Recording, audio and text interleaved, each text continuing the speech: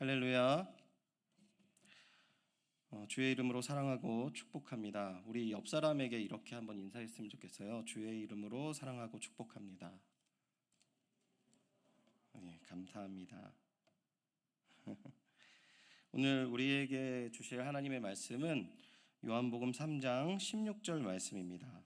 우리 앞에 화면을 보시고 요한복음 3장 16절 말씀을 함께 합독하도록 하겠습니다. 시작.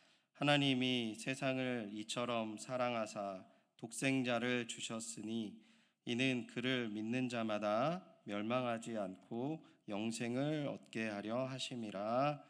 아멘. 여러분, 조금 전에 주의 이름으로 사랑합니다 라고 이렇게 옆 사람한테 인사했을 때 마음이 어떠셨어요?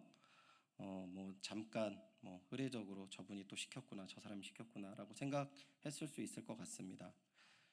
가끔 제가 되게 많이 지치고 집에서 이렇게 꾸부정하게 누워 있을 때 저희 딸이 저한테 달려와서 내가 이렇게 아빠한테 에너지를 줘야 되겠다라고 하면서 이렇게 저의 위에 그 육중한 몸을 이렇게 점프해서 이렇게 덮칩니다. 제가 안 돼 하고 이렇게 딱 하는데 이 친구가 이미 공중에 있는 거죠.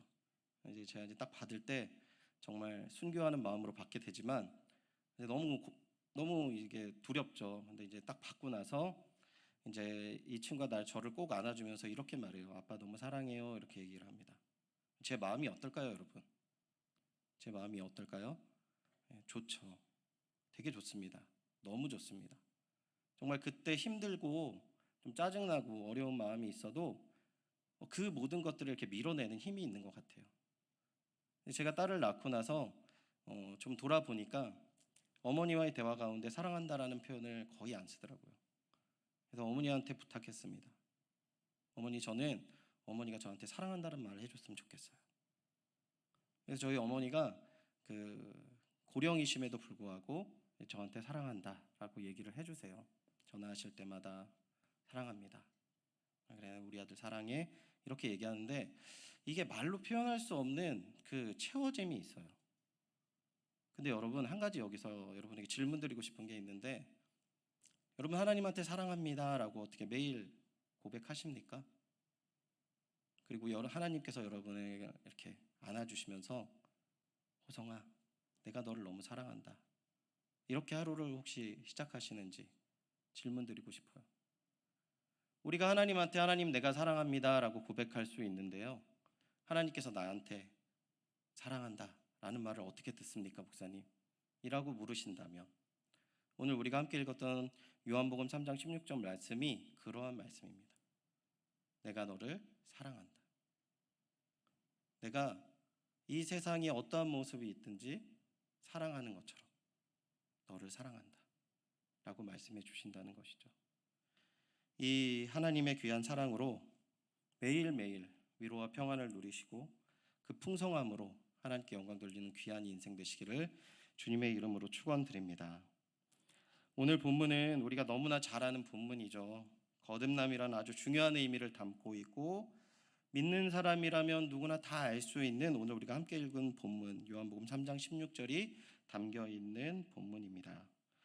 오늘 본문은 먼저 한 사람의 등장에 집중하고 있습니다. 본문 1절인데요. 제가 읽어드리겠습니다. 그런데 바리새인 중에 니고데모라 하는 사람이 있으니 유대인의 지도자라라고 합니다. 니고데모라는 이 이름의 바리새인이 어떠한 사람인지를 지금 성경은 설명하고 있죠. 유대인의 지도자인 이 한 사람에 집중하고 있습니다. 유대인의 지도자라고 성경에, 제가 가진 성경에 쓰여져 있는데요, 그 밑에 작게 숫자 2라고 써져 있습니다. 그래서 밑에 보면 그 2라고 해서 뭐라고 써져 있냐면 산헤드린 공회원이라고 써져 있어요. 산헤드린 공회원은 당시 로마의 치하에 있었지만 유대에서 그 통치와 어떤 영향력을 인정받은 이 단체입니다. 그러니까 유대의 통솔을 로마의 총독부와 자치적으로 이 기구를 어느 정도 인정받고 하는 게 왕정, 그리고 또 하나가 이 산헤드린 그 공의회였습니다. 이 공의회 회원은 70명이었어요. 그러니까 이 니고데모라는 사람이 어떤 사람입니까? 이 유대 지역에서 거물이라는 뜻이에요. 그 유대 지역의 이 속국이지만 로마인들도 무시할 수 없는 산헤드린 회원인 것이죠. 그리고 또 그는 바리새인이라고 성경은 이야기하고 있습니다. 우리가 복음서를 보면 바리새인이 굉장히 이제 좀 부족한 사람의 모습으로 많이 비추어지고 예수님의 비판을 많이 받는 사람이었는데요. 원래 바리새인의 시작은 이렇습니다. 이스라엘이 이 알렉산더 대왕의 지배를 받고 그 이후에 헬라 문화가 정말 쏟아지듯이 밀려오듯이 그 유대 지역을 휩쓸었어요. 문화 가운데에서 가장 이 악독한 문화가 숨겨져 있었는데 그게 뭐냐면 우상 숭배였습니다. 수많은 헬라의 우상들이 유대에 아주 깊숙이 침투해 오게 되었던 것이죠. 그래서 많은 사람들이 너무 자연스럽게 죄를 짓게 됐습니다. 이러한 이교의 문화의 영향에서 벗어나서 자신의 삶을 하나님 앞에 온전히 구별하게 되는 평신도들이 생기게 되는데 이들을 바리새라고 표현하고 있는 거죠. 구분되다라는 것입니다. 그래서 그 시작에 그들의 용기에 유대인들은 박수를 보냈고 환영했고 존경하는 신앙적인 인물로 상징적인 표현이 이 바리새인이었다는 것이고, 그리고 본문 10절을 보면 이스라엘의 선생이다라고 예수님께서 칭하세요. 이스라엘의 선생이라는 것은 율법을 가르치는 율법학자를 칭하는 표현이기도 합니다. 그러니까 이 사람이 어떠한 모습입니까? 유대의 거두이고 신앙적으로는 사람들한테 인정을 받았고 성경 지식도 가득한 정말 완벽한 사람이었던 것이죠. 그런데 성경은 여기까지만 설명하지 않고 2절에 다른 모습을 2절 상반절에 설명해요. 뭐라고 합니까? 그가 밤에 예수께 와서라고 표현하고 있습니다. 그는 예수님을 찾아왔어요. 그는 예수님을 조용히 찾아왔습니다. 하나도 아쉬울 것이 없는 인생이 예수님을 찾아왔다라고 성경은 표현하고 있어요. 그리고 그는 이렇게 밤에 아주 살며시 찾아왔습니다. 요즘 밤과 다르죠. 여러분 시골에, 요즘엔 우리나라 시골도 그렇지 않지만 제가 어렸을 적에 어머니랑 그 어머니 고향 시골을 이렇게 갔을 때 밤에 도착했어요. 근데 그때 깜짝 놀랐습니다. 제가 그래도 서울 촌놈이거든요. 시골에 가니까 가로등이 없어요. 막 울었어요. 막 엄마 어떡해, 이렇게 막 작고 귀여운 아이가 막 이렇게 어두운 길을 막 이렇게 가서 막 울고 막 갔었죠. 밤에 간다라는 것은 다른 사람이 그 사람을 볼 수 없다라는 걸 의미하고 있는 것입니다. 그러니까 그가 예수님을 찾는 모습을 자신을 아는 주변인에게 알리고 싶지 않았어요. 비밀리에 찾아왔다라는 것이죠. 알리고 싶지 않았을 뿐만 아니라 어쩌면 자신에게 불이익을 줄 수 있는 발걸음이었기 때문에 그는 예수님을 조용히 은밀하게 찾아왔습니다. 왜 찾아왔습니까? 우리 2절을 같이 한번 읽어보도록 하겠습니다. 2절입니다. 시작. 그가 밤에 예수께 와서 이르되 랍비여, 우리가 당신은 하나님께로부터 오신 당신이 행하시는 이 표적을 아무도 할 수 없음이니이다. 아멘. 그는 예수님을 랍비라고 불러요. 예수님은 공식적으로 랍비 교육을 받지 않으셨습니다. 그런데 왜 예수님을 랍비라고 호칭했습니까? 예수님의 가르침이 대단히 뛰어났을 뿐만 아니라 그분의 여러 표적을 그가 보았기 때문인 것이죠. 요한복음 22장 23절에 그것을 아주 잘 표현하고 있는데요. 제가 읽어드리겠습니다. 6월절에 예수께서 예루살렘에 계시니 많은 사람이 그의 행하시는 표적을 보고 그의 이름을 믿었으나 라고 표현하고 있어요.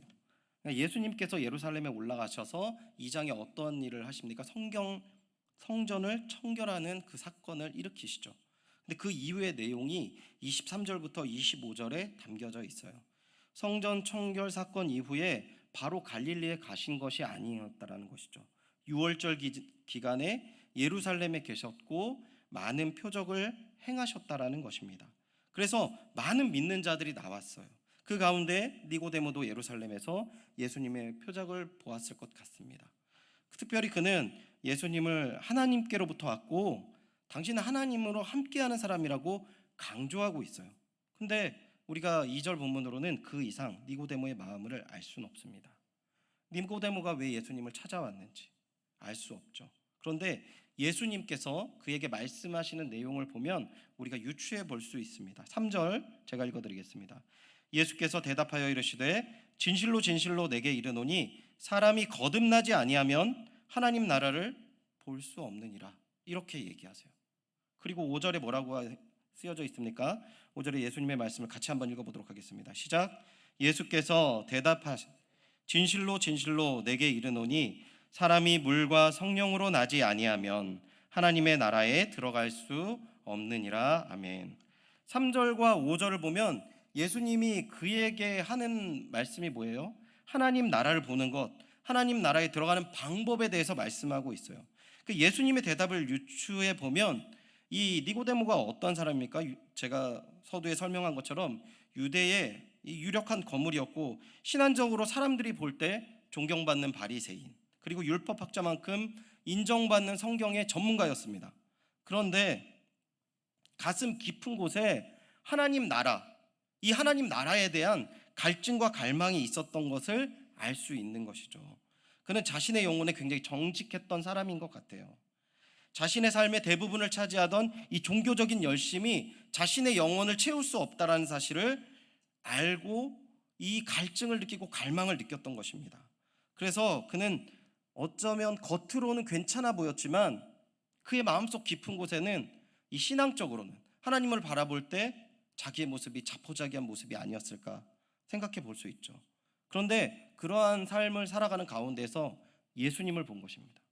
예수님의 말씀과 그의 표적을 보면서 이 사람은 내가 여태까지 경험했던 사람과 다르다는 것이죠. 그 다르다는 결론이 뭐예요? 하나님과 함께하지 않으면 저런 메시지를 전할 수도 없고 저런 일이 일어날 수도 없겠구나라는 결론을 맺게 되는 것입니다. 그가 밤에 찾아온 이유를 우리를 조금만 생각하면 알 수 있어요. 예수님은 이미 2장에 제가 말씀드린 것처럼 성전 청결 사건을 이렇게 하셨잖아요. 그러니까 유대의 지도자 그룹, 좋은 인상을 받을 수가 없는 것이죠. 장사치를 성전 안에 두었고 그 용인했던 그 사람들이 예수님을 좋게 볼 리가 없었습니다. 용납할 수 없었습니다. 그러니까 지금 유대의 지도자들이 이 예수님을 찾아간다는 것은 굉장히 위험한 일이었어요. 그런데 이 니고데모는 예수님을 찾아갔어야 됐어요. 자기의 갈증에 너무 심각한 어려움을 느꼈기 때문에 예수님을 찾아야만 했습니다. 왜냐하면 이 문제를 해결하실 분을 자기가 아무리 생각해봐도 예수님밖에 없었다라는 것이죠. 그래서 예수님을 찾아왔다라는 것입니다. 사랑하는 주님의 동역자 여러분, 우리가 이 시간 주님 앞에 나아가는 이유가 딱 한 가지가 아닙니까? 그분만이 우리의 인생의 갈증, 영혼의 갈증을 해결해 주시고 그분만이 우리의 유일한 구원자이시기 때문에 하나님 앞에 나아가는 것 아닌가요? 여러분, 이 시간에 예수 그리스도를 만나시고 그 예수 그리스도 안에서 있는 풍성한 생명의 강에 빠져들으셔서 지금 우리 안에 있는 갈망과 갈증이 해결이 되는 귀한 은혜를 누리시기를 주님의 이름으로 축원드립니다. 니고데모가 예수님께 그러한 부분들을 어떻게 해결을 받았을까요? 예수님은 자신을 찾아온 니고데모에게 나아갈 길을 알려주세요. 어떻게 알려주십니까?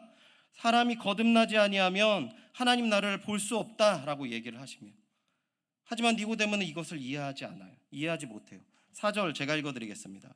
니고데모가 이르되 사람이 늙으면 어떻게 날 수 있사옵니까? 두 번째 모태에 들어갔다가 날 수 있사옵니까? 이렇게 질문을 하죠.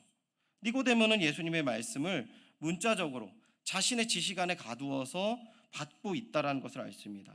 이 거듭남이라는 헬라어 단어는 아노센이라는 단어인데요, 두 가지 의미를 갖고 있습니다. 하나는 다시라는 거예요. 그러니까 거듭남은 다시 태어난 것이 맞습니다. 그러니까 니고데모는 다시 태어난다? 거듭남? 다시 태어나? 어떻게 다시 태어나? 이미 나 태어나 버렸는데? 라고 생각할 수밖에 없는 거죠. 근데 두 번째 의미가 숨겨져 있어요. 위로부터라는 것이죠. 그러니까 니고데모는 다시라는 의미를 지금 상징적으로 지금 이 대화 가운데 성경은 표현하고 있는 거예요. 육적인 부분으로 생각할 때, 자기 지식으로 생각할 때 다시 태어날 수가 없는 거예요. 근데 하나님께서 다시 태어남은 하나님으로부터, 영으로부터 이러한 부분들을 이야기를 하고 있다는 것을 말씀하고 있는 거죠. 우리 5절을 다시 한번 읽어볼까요? 5절입니다. 시작. 예수께서 대답하시되 진실로 진실로 내게 이르노니 사람이 물과 성령으로, 아멘. 예수님께서 다시 말씀하세요. 사람과 물과 성령으로 나아야 된다라고 설명을 다시 해주시죠. 물과 성령으로 낳는다는 것은 정말 수많은 해석이 있는데 두 가지 해석이 맞는 것 같습니다. 첫 번째는 이 물과 성령을 하나 성령으로 해석하시는 것이 있고, 또 하나는 이 물과 성령을 예수님께서 에스겔 36장 25절에서 27절을 배경으로 말씀하고 있다라고 하는데요.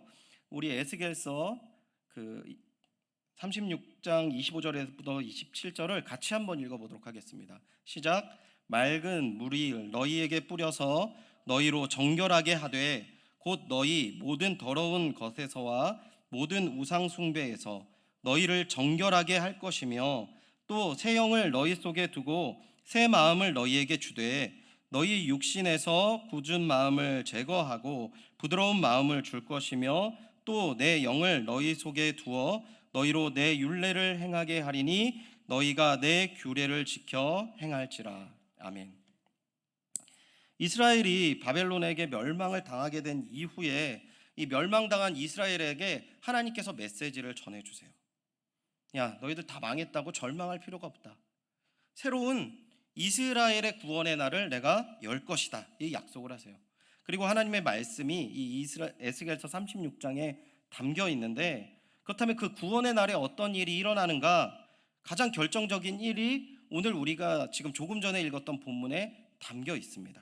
25절을 보면 뭐 하고 있습니까? 맑은 물을 통해서 뭐를 해요? 더러운 것을 깨끗하게 씻어준다라고 말씀하십니다. 가장 더러운 죄가 뭐예요? 대표적으로 우상숭배죠. 그 우상숭배했던 그 모든 것도 이 맑은 물로 너희를 씻어줄 것이야 라고 얘기를 합니다. 하나님을 거절하고 배반하고 숨겨놓은 모든 죄악을 하나님께서 그 이스라엘의 회복의 날에 씻어주겠다 말씀하시는 거죠. 26절에서 27절에 보면 뭐라고 말씀하십니까?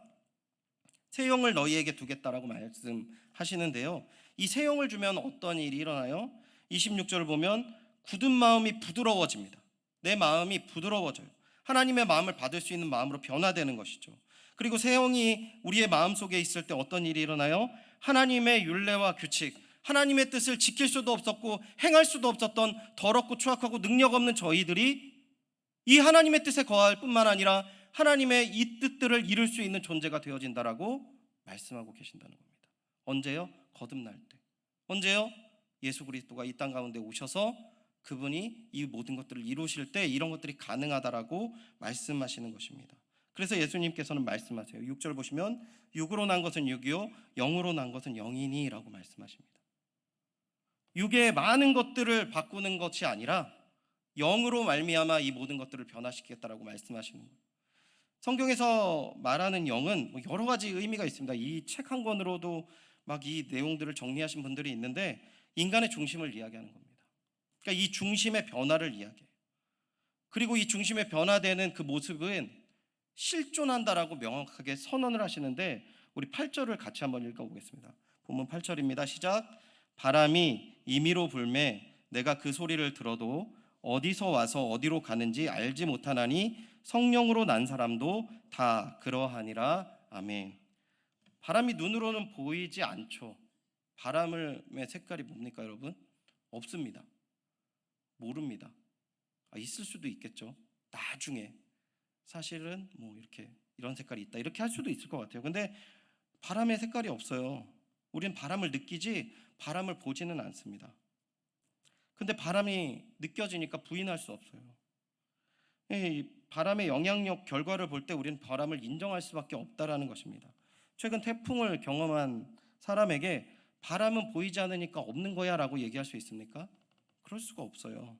실제하는 것을 인정할 수밖에 없습니다. 그와 마찬가지로 거듭난 사람을 인정할 수밖에 없는데 왜 그래요? 그는 변화된 삶을 속에서 우리는 명확하게 이 거듭남에 대해서 알 수 있다라고 예수님께서 말씀하셔요. 이거 예수님께서 당당하게 말씀하시는 겁니다. 그리고 말씀하고 끝나십니까? 그렇지 않잖아요. 그의 제자들이 변화되고, 사도행전을 보면 바울의 변화를 볼 수 있고, 수많은 사람들이 예수님을 만나고 변화된 사건을 성경은 증거하고 있습니다. 여러분, 거듭남은 하나님과의 깊은 관계의 연결을 의미하고요, 관계가 하나님과 회복되었다라는 것입니다. 거듭남은 다시 하나님과 시작을 합니다. 지금 내가 거하는 이 자리에 멈춰 있는 것이 아니라 하나님과 믿음의 길을 걸어가는 것을 의미하고 있는 것이죠. 이전 것은 지나갔으니 보라 새 것이 되었도다라고 하시고 말씀하셨던 것처럼 본질상 진노의 자녀였던 우리가 그 죄의 자리에 머무는 것이 아니라 새로운 하나님의 자녀로 태어나서 이게 이런 믿음의 길을 걷는 것인데, 이것은 내적의 변화를 일으켜서 나의 관심과 변화를 일으키게 됩니다. 죄를 합리화하고 죄를 나도 모르게 느끼지 못하면서 죄를 막 지었던 그 모습에 이건 죄네라고 분별력이 생기게 되는 것이고요. 죄의 무거움을 깨닫게 됩니다. 자신의 넘어짐을 통해서 이 죄의 분별력을 알게 되었는데 다시 또 넘어지는 거예요. 이 분별력을 가졌는데 다시 죄를 지을 수밖에 없는 연약한 모습을 내가 발견함으로 말미암아 무엇을 인정합니까? 내 자신이 아무것도 할 수 없구나. 내 친구는 매일 하나님 말씀 듣고 눈물 흘리고 기도했는데 이게 하루를 넘기기가 너무 힘들구나. 나 진짜 너무나도 연약하구나. 그래서 얻은 결론이 뭡니까? 어디로 갑니까? 십자가로 가는 겁니다. 십자가로 나아가는 거예요. 우리의 모든 죄된 자리에 머무는 것이 아니라 십자가로 나아가고, 그리고 그 거듭난 자들이 십자가를 붙들게 되는 것이죠. 오늘 말씀을 통해서 하나님께서 우리에게 묻고 계신 거예요. 뭘 묻고 계십니까? 나는 이 하나님의 은혜에 대해서 갈급한가? 나는 하나님의 이 풍성함에 대해서, 회복함에 대해서, 나의 죄 문제에 대해서 이걸 꼭 잡고 이기고 싶은 마음이 있는가? 하나님이 나한테 필요한가? 아니면 별로 상관이 없나? 하나님이 있으나 마나 알지. 그냥 예수님 압니다. 별로 상관없이 그 자리에 있는가 물어본다라는 것이죠. 사랑하는 주님의 동역자 여러분, 저는 여러분들의 마음속에 어떠한 죄로 인하여서 마음 깊숙한 곳에 그 죄로 인한 고통과 아픔이 무엇인지를 모르죠. 하지만 주님의 십자가는 우리 앞에 높이 들려져 있다 성경이 이야기하고 있는 것입니다. 그 십자가를 믿음으로 바라보고 이제 내 삶은 내가 책임지는 것이 아니라 이 예수님께 맡겨드리면 이제 새로운 삶의 문이 열리고, 우리 앞에 놓여져 있는 이 십자가를 굳게 붙잡으면 이 성령의 충만한 은혜와 사랑으로 우리가 나아갈 수 있겠다라는 것을 말씀하고 있다라는 것입니다. 오늘 우리 기도의 시간을 이제 가지게 될 때 여러분, 예수님 앞에 이러한 마음으로 나아가셔서 그 하나님이 주시고 붙잡아 주시는 그 귀한 은혜와 사랑이 가득하시기를 주님의 이름으로 축원드립니다. 이제 이런 이야기를 다 했어요. 근데 예수님의 설명을 다 듣고 나서 니고데모가 아멘, 내가 믿습니다, 내가 예수님 따라가겠습니다 라고 말하지 않아요. 너무 놀랍게도 예수님, 어떻게 이러한 일이 일어날 수 있습니까? 다시 묻습니다. 이 질문을 받은 예수님께서 지금까지 땅의 일을 말씀하시던 예수님이 하늘의 일, 하늘의 계획하심을 이야기하시는데 그 내용이 14절 15절에 있습니다. 14절 15절 우리 같이 한번 읽어보겠습니다. 시작. 모세가 광야에 뱀을 든 것 같이 이는 그를 믿는 자마다 영생을 얻게 하려 하심이니라. 아멘. 본문 14절의 사건, 이 모세가 광야에서 뱀을 든 사건은 민수기 21장의 내용을 표현하고 있는 것입니다. 이스라엘 백성들의 이 출애굽 이후에요, 이렇게 막 걸어가는데 에돔 땅을 가로지르지 못하고 이렇게 돌아서 가요. 돌아서 가니까 길이 안 좋으니까 불평이 납니다. 어떻게 불평을 해요? 우리가 광야에서 굶어 죽게 되었구나, 물도 없고 음식도 맛이 없어 라고 하면서 계속 불평을 하나님과 모세에게 하는데요, 결국 이 말까지 나옵니다. 왜 우리를 애굽에서 인도하여 이 광야에서 죽게 하는가 라고 따지게 들게 되는 거죠. 놀라운 것은 그들이 어떤 존재입니까? 하나님께서 그들을 애굽에서 구원하셨다라는 것을 경험한 사람들이었어요. 그리고 믿는 사람들이었습니다. 어떻게 구원하셨는지 그것들을 다 알고 있어요. 하나님께서 10가지 재앙으로 애굽을 치셨고 마침내 홍해를 지나서 광야로 그들을 인도하셨고 이 모든 일들 가운데 함께 하시고 나아간다라는 사실을 경험했는데, 놀랍게도 성경은 이들이 하나님을 신뢰하지 못하는 사실을 말하고 있다는 것이죠. 그 불평 가운데 하나님께서 불뱀을 보내서 이 백성들을 물게 하셨고 많은 사람이 죽음에 이르기 시작했습니다. 계속 이 일이 모든 족속들에게 일어나니까 정말 광야에서 이스라엘 백성들이 다 죽게 생기게 된 것이죠. 그제서야 백성들이 뭘 합니까? 자신의 범죄함을 깨닫고 모세에게 뱀들이 떠나도록 하나님께 기도해달라고 요청을 해요. 모세가 하나님께 기도하자 이제 하나님께서 말씀하신 게 무엇입니까? 불뱀을 만들어서 장대 위에 매달아라. 물린 자마다 그것을 보면 살리라. 이렇게 말씀하셨어요. 이 말씀대로 물린 자 중에 장대에 매달린 이 노뱀을 쳐다본 사람들이 살아났다라는 것입니다. 생각해 보십시오. 자신들의 파렴치함, 여태까지 하나님께서 나를 구원하셨다는 사실을 다 알고 있지만 작은 어려움에 불평불만하고 하나님을 외면했던 이 파렴치함이 느껴지는 상황이었고, 하나님께서 진노하셨을 때 그 잠시 잠깐도 그것을 감당할 수 없는 연약한 존재였다는 사실을 깨달은 그 상황 속에서 하나님의 크신 역사와 사랑을 경험하게 되는 것이죠. 다른 조건이 없습니다. 보기만 하면 살아라고 말씀하신다는 것이죠. 우리도 마찬가지인 것 같아요. 하나님의 구원과 기쁨의 삶을 우리가 경험했고, 우리의 인생 돌아보면 하나님께서 우리가 도움을 주시지 않고 우리 붙잡으시지 않으셨던 적이 없지만 우리의 삶 속에서 그 하나님 붙들고 나아가는가, 그리고 그러한 파렴치하고 잠시라도 그 어려움에 아무런 마음 없이 아무런 희망도 없이 살아가는 우리에게 무엇을 주신다고 하십니까? 예수 그리스도를 주신다고 말씀하시는 거예요. 마지막으로 16절 17절을 같이 한번 읽어보도록 하겠습니다. 시작. 하나님이 세상을 이처럼 사랑하사 독생자를 주셨으니 이는 그를 믿는 자마다 멸망하지 않고 영생을 얻게 하려 하심이라. 하나님이 그 아들을 세상에 보내신 것은 세상을 심판하려 하심이 아니요 그로 말미암아 세상이 구원받게 하려 하심이라. 아멘. 할렐루야. 하늘에 주신 가장 기쁜 소식이 16절에서 담겨져 있어요. 첫 번째는 뭡니까? 하나님이 이 세상을 사랑하신다는 겁니다. 이 세상에 어떠한 모습이 있든지 난 너를 사랑해 라고 얘기를 하신다는 거죠. 아무리 타락한 세상이라 할지라도 사랑하신다는 겁니다. 우리가 어떠한 모습이든지 내 마음속에 저 깊은 곳에서 작은 죄악조차 이기지 못하는 우리 존재라 할지라도 하나님께서 말씀하세요. 내가 너를 사랑해 라고. 두 번째는 그 사랑의 행동을 그분의 독생자를 우리를 위해 주심으로 보여주셨습니다. 로마서 5장 8절에 뭐라고 나와 있습니까? 우리가 아직 죄인 되었을 때 그리스도께서 우리를 위하여 죽으심으로 하나님께서 우리에 대한 자기의 사랑을 확증하셨느니라. 그리고 마지막으로 그를 믿는 자는 멸망치 않고 영생을 주신다. 내가 너와 함께 하겠다 말씀하세요. 저는 16절 말씀도 너무나도 좋았는데요, 17절 말씀도 저한테는 큰 위로가 됐습니다. 17절 제가 다시 한번 읽어드리게요. 하나님이 그 아들을 세상에 보내신 것은 세상을 심판하려 하심이 아니요 그로 말미암아 세상이 구원을 받게 하려 하심이라.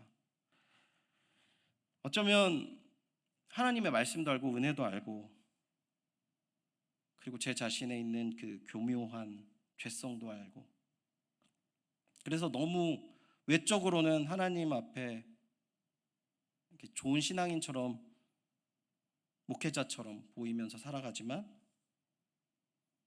온전한 마음을 드리지 못하고 이렇게 좀 부족한 마음이 많이 드러나서 가끔 어려움이 딱 닥치면 이게 하나님이 주신 심판인가?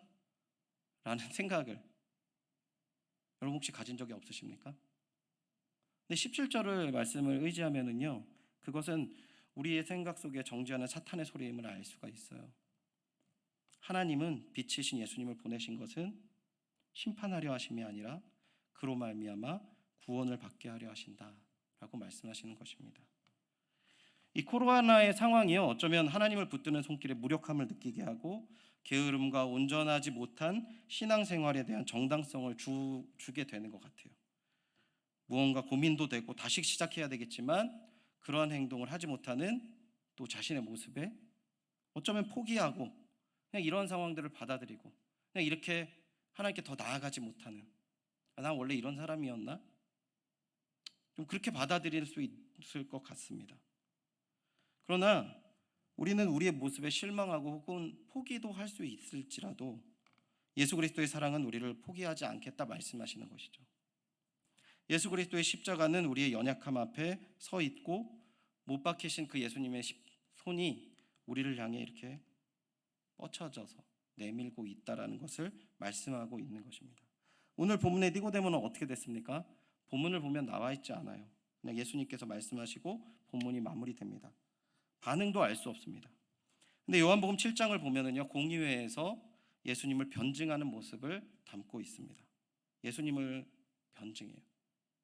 예수님이 무죄인 것을 이야기를 하는 것이죠. 예수님께서 십자가에 달리시는 가운데 예수님의 제자들 다 도망갔을 때 예수님의 시신을 거두어서 장사 지낸 사람 두 사람 누굽니까? 아리마대 요셉과 니고데모였습니다. 19장을 보면 그가 예수님의 장사를 지내기 위해서 오략과 침향 섞은 것 100근쯤을 가져왔다고 하는데요. 그 당시 이 정도 양이면 왕의 장례를 치를 수 있는 양이라고 합니다. 자신의 심령의 갈증을 해결하기 위해 밤에 몰래 찾아왔던 니고데모는 예수님의 사랑을 통해서 그의 갈증을 채웠고 이제 담대히 예수 그리스도의 편에서 하나님 뜻 가운데 서 있는 거듭난 사람의 모습을 성경은 증거하고 있습니다.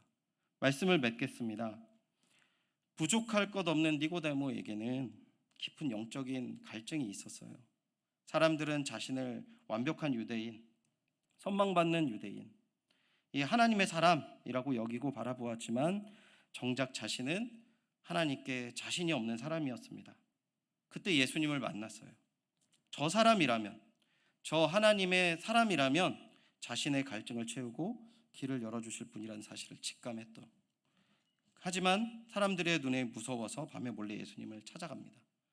예수님은 그에게 이 땅에 성령의 은혜로 말미암아 거듭날 그 비밀을 알려주시죠. 위로부터 오는 영적인 완전히 새로운 존재로 태어나는 삶. 성령이 함께 하셔서 이제 우리가 감당할 수 없었던 하나님의 선한 일들을 감당하게 하시고 하나님과 마음을 나누며 그 안에 거하는 완전히 새로운 삶을 말씀해 주십니다. 하지만 그는 자신이 없었죠. 밤에 찾아오는 이중적이고 자신만 아는 수많은 죄의 모습에 자신이 없었습니다. 하지만 예수님께서는 진노의 자녀인 그에게 하나님의 가장 크신 사랑, 내가 너를 위해 이 땅에 왔고 나의 사랑으로 너를 다 덮겠다라는 말씀을 선포하시죠. 사랑하는 주님의 동역자 여러분, 오늘 이 시간 예수 그리스도의 사랑을 의지하고 이 기도하는 자리, 주님의 보좌 앞에 나아가실 때 그 예수 그리스도의 사랑을 붙잡고 그 안에서의 예수 그리스도 안에서의 있는 생명수로 말미암아 갈증이 채워지는 귀한 은혜와 사랑이 있으시기를 다시 한번 주님의 이름으로 축원드립니다. 니고데모처럼 자신의 갈증이 채워지고 오늘 내 앞에 세워진 십자가를 바라보면서요, 용기를 내어서 주님의 손을 붙잡고 다시 한번 나의 삶을 주님께 드리기를 결단하는 귀한 은혜의 시간 되시기를 주님의 이름으로 축원드립니다. 우리